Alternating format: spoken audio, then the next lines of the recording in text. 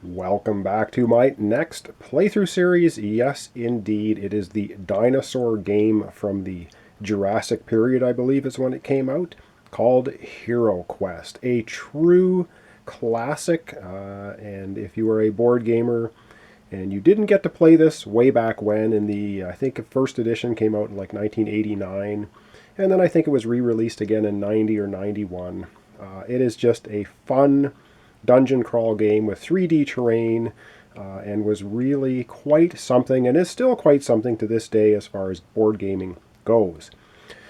Alright, I don't need to praise the game too much. There's all kinds of reviews and things up on the intertubes if you want to go have a look at it. So I'm just going to glaze over things fairly quickly here, and I will say I'm going to be playing the game using the HeroQuest Game Master little computer program that was written by a person whose name I cannot remember now, but I'll show you that here in a second up on the computer screen. It basically runs the Game Master for you, and so you don't have to. So you can play it fully co-op now, which is pretty awesome. Kind of like the Descent app or the Mansions of Madness 2nd Edition app. Of course, the app for this one came out first, way long ago. I think 2003, I think, is when the little computer program was written by this awesome guy somewhere in the world. I'm not even sure where he's from. Did it, and it's freeware, so you can have it run the game for you. So that's what we're going to do. We're going to do the first scenario called the trial, and I'll show you this on the computer here very shortly. So I'm going to glaze over things pretty quickly here. We have the Barbarian, the Dwarf, the Elf, and the Wizard. Those are the 4 characters that you can play in the game. Of course, I'll be playing all of them because I'm doing it here kind of solo, using the computer application to run the Dungeon Master, the Game Master. And I can go down very specifically to all these. Basically, the game is done, attacks are done with dice. It's a very simplistic game, really, as far as, today's standards go. You can basically move and do an action, or do an action, then move. And that's roughly it. Opening doors does not cost an action, and searching does cost an action. So you can search rooms for treasure, traps, or secret doors. 3 separate actions there. And you can attack, which is an action. And that's basically it. And you can disarm a trap as an action if you have a thieves kit, tool kit, or not. The dwarf can do it with his innate ability. And there you have it. So I don't think I'm going to drill down specifically. So basically, attack dice, the Barbarian has 3. The Dwarf and Elf both have 2 attack dice. The Wizard has 1. He's not the big fighter. There are also spells in the game, and I'll show you those as well. And for defense die, the Barbarian has 2, the Dwarf has 2, the Elf has 2, the Wizard has 2. So everyone's got 2 defense die when you get attacked. And so I don't know how clear these dice are showing up. There you get 6 dice in the base game. 3 sides of the dice are skulls. Those act as hits for both monsters and heroes. There is a white shield with a lion, I guess, or a griffin character on it. Those are defense dice for the heroes. And then there's, looks like a orc or pig thing, black round shield. That's the defense being rolled for the monsters in the game. And that's basically the dice. And the 2 red dice are just used for movement. So it's a roll and move kind of game as well. And I'm just going to be using my 3D doors from Zombicide, Black Plague, to use the doors in the game. I have all the door pieces. I just kind of like the Zombicide ones better. So you'll see them substituted in. And also for the Barbarian, I'm going to use a D&D miniature here.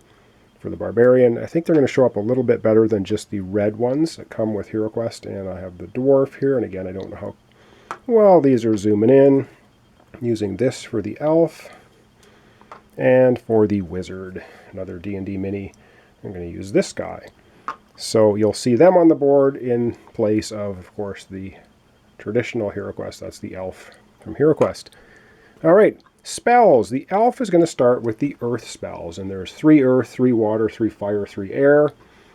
The Elf gets 3 spells, the Wizard gets the other 9 of them. And so the spells the Elf is going to start with is Rock Skin, and you can cast a spell on a hero, including yourself. The hero can throw an extra combat die when defending.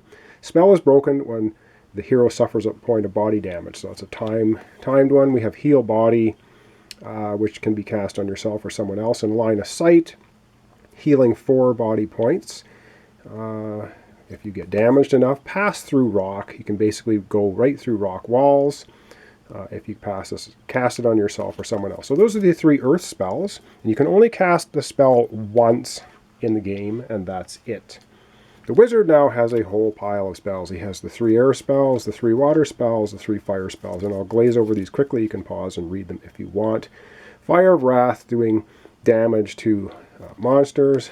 Ball of Flame, damage to monsters. Courage, buffing up our heroes. We have Well of Mist, moving, I think, through monsters.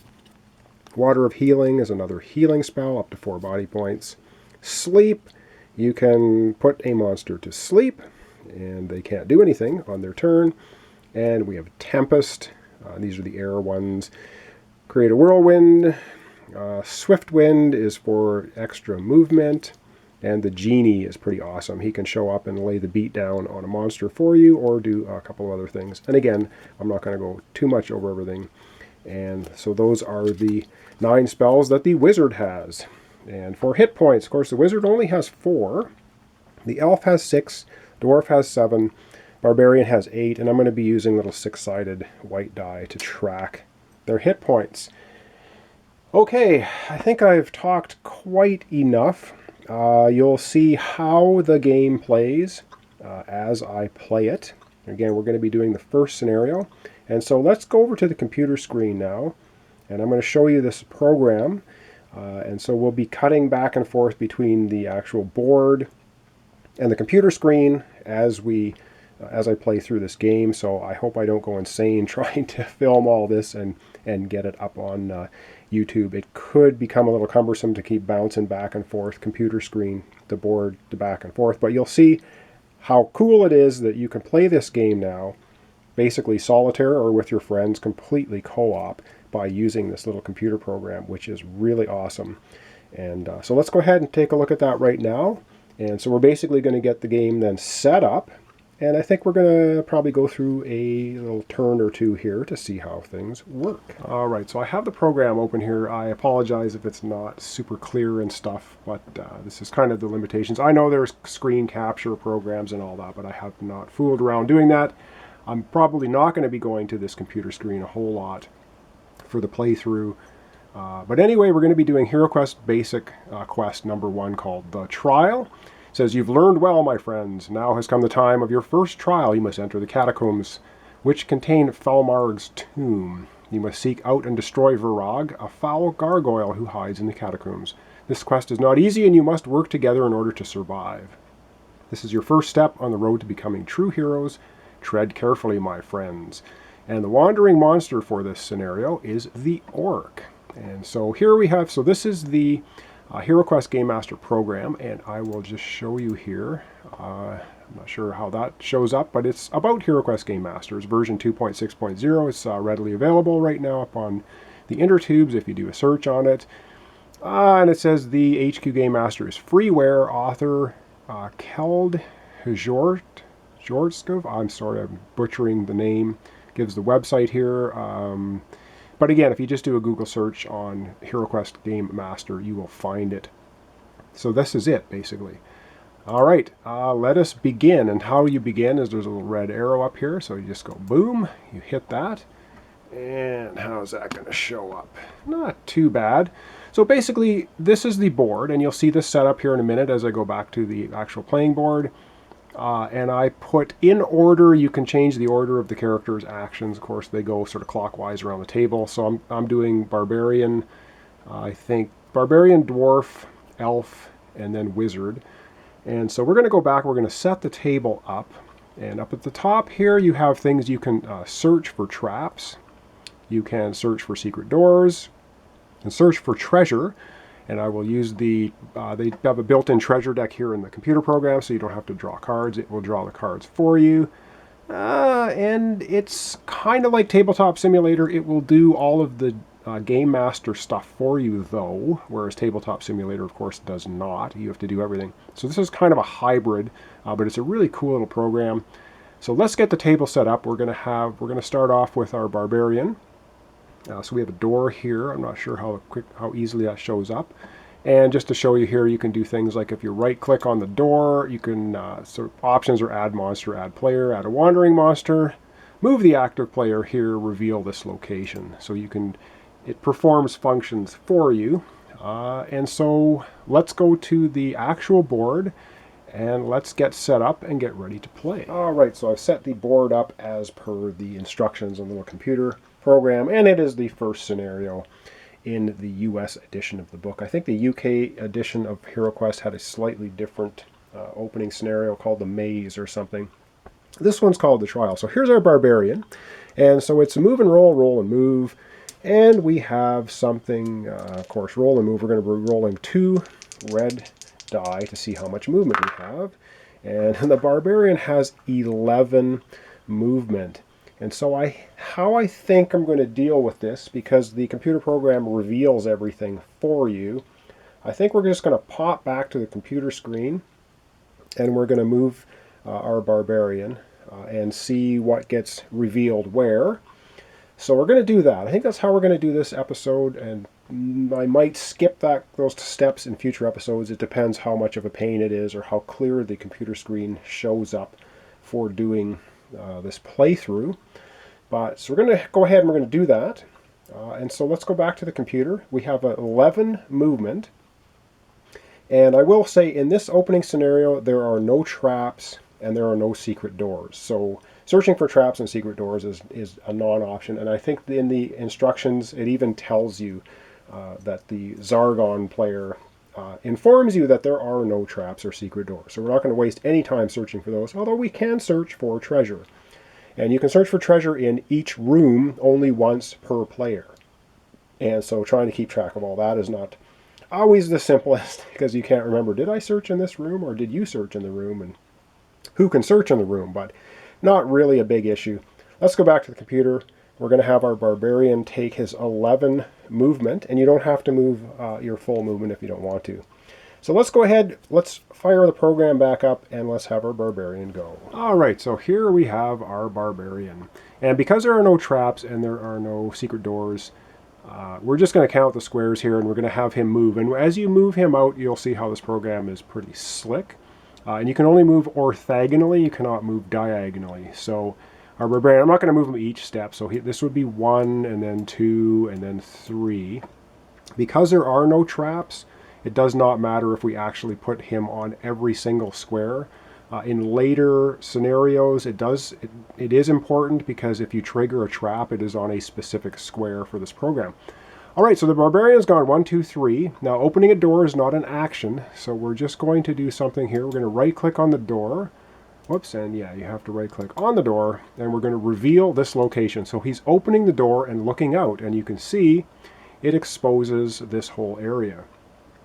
So his line of sight, he can see down the hallway this way. So there's a blocking terrain here. There's a door here. And so he's gone 1, 2, 3. We're going to keep going.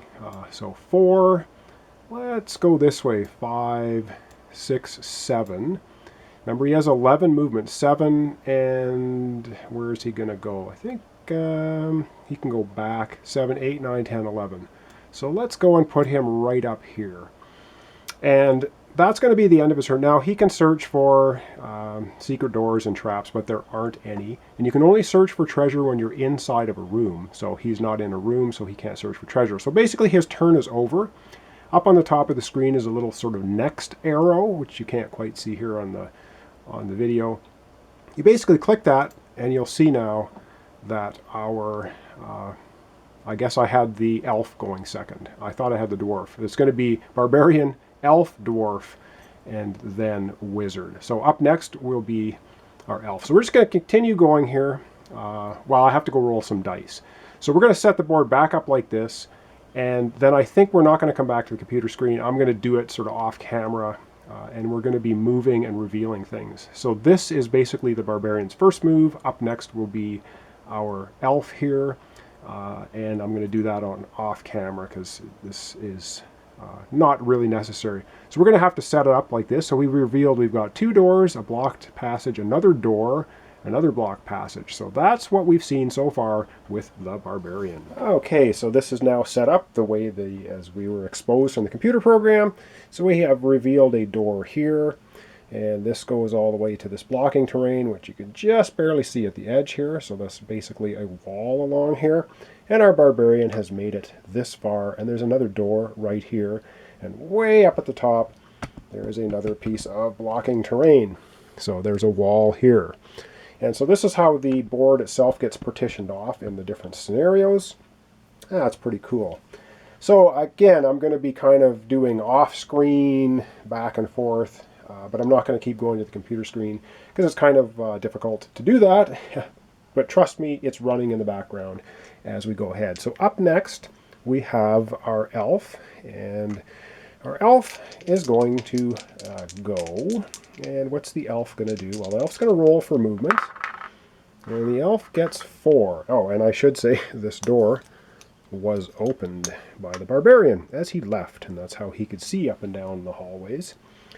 And the elf has 4, which is not fantastic. 1, 2, 3, 4.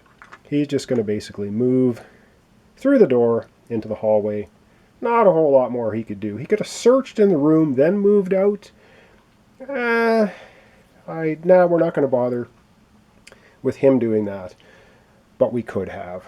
And so then up next we have the dwarf. And so the dwarf rolls to move. Dwarf gets a 4. Wow. He is going to search because this is getting silly. Alright, so we have a fully shuffled treasure deck, and I should say about half of these cards are bad things, but we're going to go ahead anyway, and we're going to draw one. So his one action for their dwarf, he's going to search for treasure, and he finds gold. He's a dwarf. What do you expect?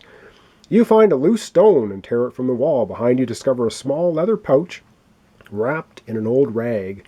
Peering inside, you find 25 gold coins. Record the money on your sheet. Do not return this card to the deck. So what I do is I'll actually give that card to the dwarf. And at the end of the scenario, that counts as 25 gold for him. So he's like, yeah, found me some gold.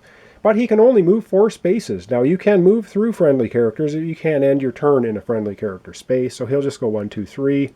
Kind of hang out here at the door. Up last is we are going to have our wizard go, and the wizard gets to roll. And I don't think the wizard's going to search for treasure, because if he gets a monster, it's going to beat on him, and he doesn't have many hit points. So he rolls a 6, and well, let's follow the Barbarian. He's kind of leading the way, so we're going to go 1, 2, 3, 4, 5, 6. And that's going to end off where our wizard is. And so very quickly, that was basically everyone's turn. So now at the end of everybody's turn, it would be Zargon's turn, the Game Master's turn. And generally what the Game Master does is he would activate any monsters. Well, we have revealed no monsters yet, so no monsters are going to act. And so continuing on,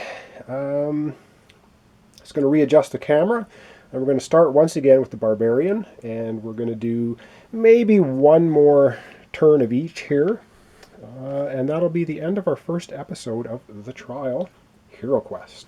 Okay, I zoomed out a little bit. So what we're going to do is I've caught the computer program up to all of the actions. We're going to have our Barbarian, of course, roll for movement.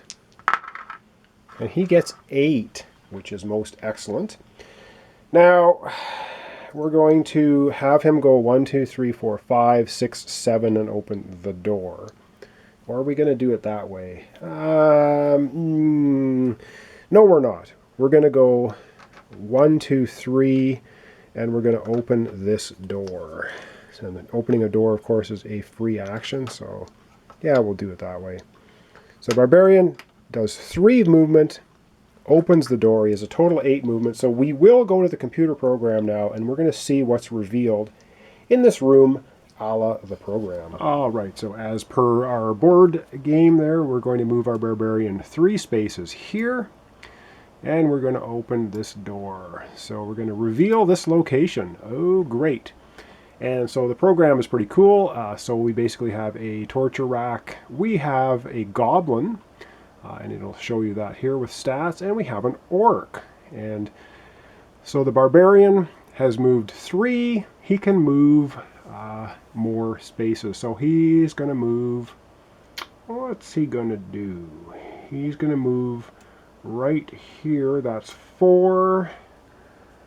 And if he gets out of the way, I think he's just going to stay there, in effect blocking the door. So he's going to try taking on the goblin and the orc. Now there's no other doors in this room, so this is just a torture chamber room. So let's get it set up.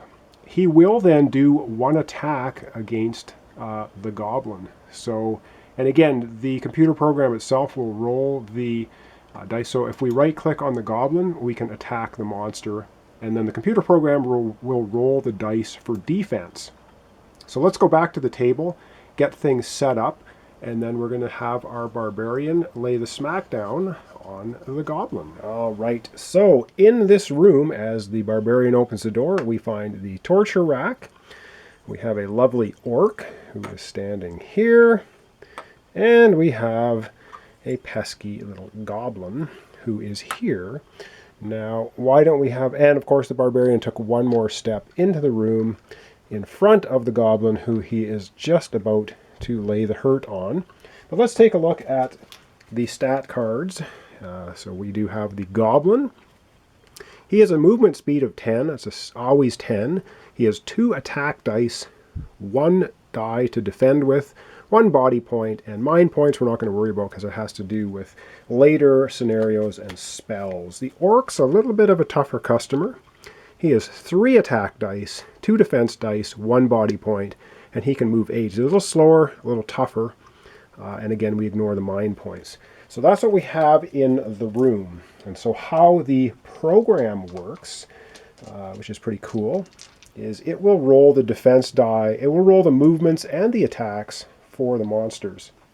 So our barbarian is attacking the goblin, and barbarian gets 3 attack dice, because he's wielding his broadsword, I believe he has. So we'll get his movement out of there. So this is his 1 action, and it's going to be attack. And yeah, some of these dice are getting worn down. It's an old game. He has 2 hits, and this is a miss. So the barbarian does 2 hits to the goblin. We'll go to the computer screen and see what happens, but the goblin can only roll 1 defense die, so he only has 1 hit point. He will die anyway, but so we'll just remove him. We know he's going to die. See you later, goblin.